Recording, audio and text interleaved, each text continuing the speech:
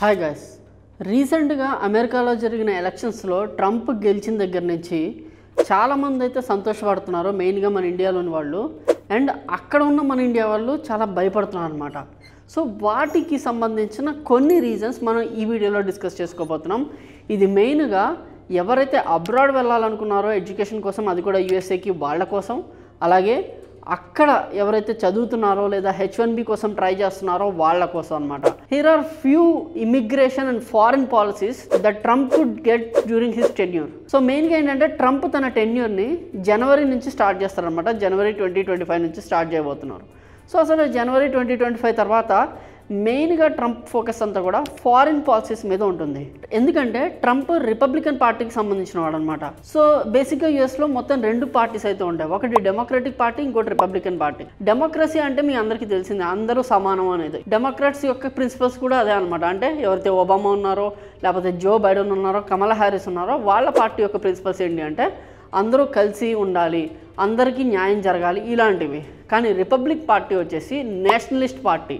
అంటే బేసిక్గా left wing, right wing అనేది తీసుకుంటే మనకి రిపబ్లిక్ పార్టీ రైట్ వింగ్ కిందకు వస్తుంది, డెమోక్రటిక్ పార్టీ వచ్చేసి లెఫ్ట్ వింగ్ కిందకు వస్తుంది.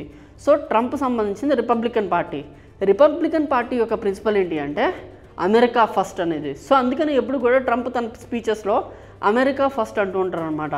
సో ఈ అమెరికా ఫస్ట్ అన్నప్పుడు ఏంటంటే అక్కడున్న ఆపర్చునిటీస్ కావచ్చు, బయట నుంచి ఏదైనా ఇష్యూస్ వస్తే కావచ్చు, వీటన్నిటిలో కూడా American sovereignty and American safety అనేది ట్రంప్కి సంబంధించిన రిపబ్లికన్ పార్టీ ఎక్కువ చూసుకుంటూ ఉంటుంది. సో ఇందులో భాగంగా ఏంటంటే వాళ్ళ సేఫ్టీకి మేజర్ థ్రెట్ ఇమిగ్రెంట్స్ నుంచి వస్తుంది అని ట్రంప్ నమ్ముతూ ఉంటాడు అనమాట. అది కూడా ఇల్లీగల్ ఇమిగ్రెంట్స్ నుంచి.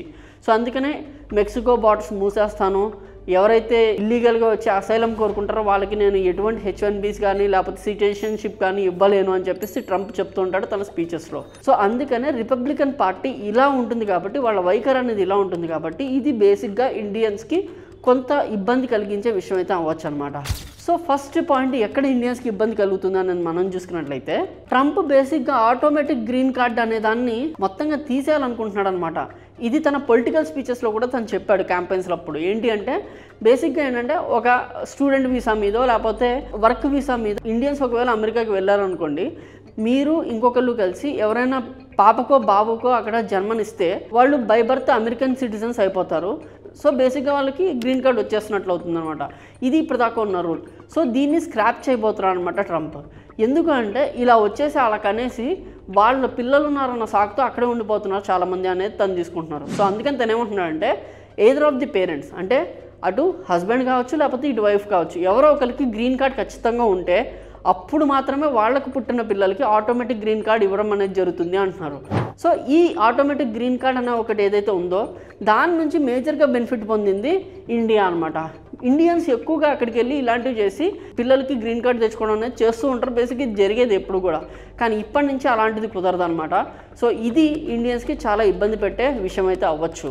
అండ్ సెకండ్ పాయింట్ వచ్చేసి మేజర్గా H1B వీసాస్. ఇక్కడ నుంచి యూఎస్కి వెళ్ళిన ప్రతి ఒక్కరు కోరుకునేది ఏంటంటే H1B కావాలి అనేసి. సో ఇదివరకు H1Bs బాగానే వచ్చేవి, మెల్లిగా వాటి డ్యూరేషన్ అనేది పెరిగిపోయింది, అంటే లేట్గా H1Bs వస్తున్నాయి. ఇది మనకి 2023లో 1,40,000 H1Bs ఇష్యూ అయితే ఇప్పుడు దాని నెంబరు 80,000కి కట్ షార్ట్ చేసే అవకాశం ఉందన్నమాట. సో 1,40,000 నుంచి 80,000 అంటే ఆల్మోస్ట్ హాఫ్కి కట్ షార్ట్ చేస్తే అక్కడ మేజర్గా దెబ్బతినేది ఇండియన్స్. ఎందుకంటే majority of the population China తర్వాత ఇండియన్స్ ఎక్కువ అక్కడ H1B కోసం ఎదురు చూస్తూ ఉంటారు. సో ఈ H1B ప్రిన్సిపల్స్ అనేవి మారిస్తే ఖచ్చితంగా ఇండియన్స్ దాని ఎఫెక్ట్ అయితే ఖచ్చితంగా చూస్తారని మనం అయితే తెలుసుకోవచ్చు అనమాట.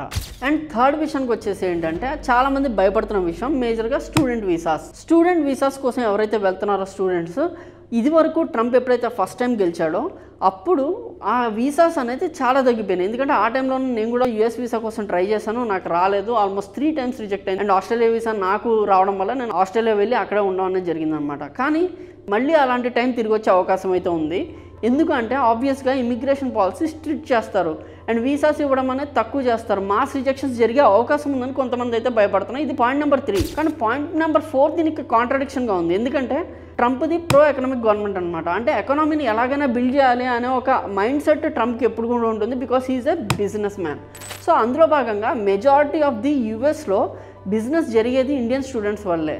సో ఇండియన్ స్టూడెంట్స్ అబ్రాడ్కి రావడం, అది కూడా యూఎస్కి రావడం అనేది ట్రంప్కి యూఎస్ఏకి చాలా చాలా ఇంపార్టెంట్. ఎందుకంటే దాని ద్వారా చాలా ఎకనామీ అనేది యూఎస్ఏకి బిల్డ్ అవుతుంది.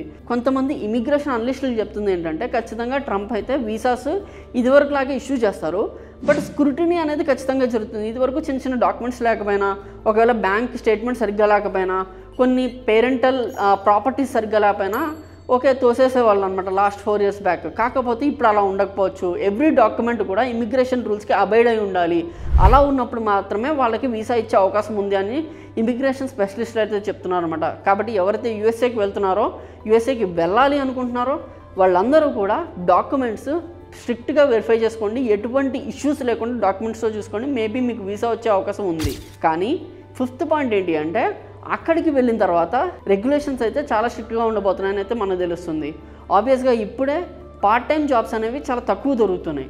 కానీ ట్రంప్ వచ్చిన తర్వాత ఎవరైతే ఇల్లీగల్గా కొన్ని పార్ట్ టైం జాబ్స్ చేస్తారో వాళ్ళ టైమింగ్స్ ఏవైతే ఉంటాయో యూనివర్సిటీ వాళ్ళ వీసాలోని రూల్స్ కాకుండా ఇంకా ఎక్కువ ఎవరైతే వర్క్ చేస్తారో వాళ్ళ మీద డిపోర్టేషన్ విధించే అవకాశం అయితే ఉందన్నమాట. ఎందుకంటే ఎప్పుడైతే ఇండియన్స్ కానీ వేరే కంట్రీ పీపుల్ కానీ యూఎస్లోని జాబ్స్, లోకల్ జాబ్స్ అన్నీ కూడా వాళ్ళే తీసేసుకుంటే ఖచ్చితంగా యూఎస్ సిటిజన్స్కి జాబ్స్ అనేవి తగ్గుతాయి. సో అలా తగ్గకూడదు. అలాగే ఇండియన్ స్టూడెంట్స్కి వీసా ప్రకారం వేయాలి అంటే వాళ్ళకి సంబంధించిన 20 hours per week ఇలాంటివి ఏవో ఒక వాళ్ళ వీసా రూల్స్ ప్రకారం వాళ్ళైతే చూసుకోవాలని చెప్పేసి కొన్ని స్ట్రిక్ట్ రూల్స్ అయితే పాస్ చేసే అవకాశం ఉంది. ఇవన్నీ కూడా మనం ఇప్పుడు ఎందుకు మాట్లాడుకుందాం అంటే ట్రంప్ ఎప్పుడైతే జనవరిలో తన ప్రెసిడెన్షియల్ టర్మ్ అనేది స్టార్ట్ చేస్తాడో ఖచ్చితంగా ఫస్ట్ సిగ్నేచర్ అనేది ఇమిగ్రేషన్ రూల్స్ మీద పెట్టబోతున్నాడు అనేది పెద్ద చర్చ అయితే నడుస్తుంది అనమాట.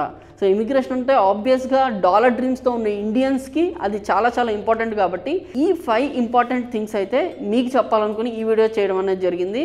సో క్వాలిటీ కంటెంట్ కోసం ఫ్రంట్లైన్స్ మీడియా యూట్యూబ్ ఛానల్ని అయితే ఫాలో అవ్వండి and do subscribe to our channel. Thank you.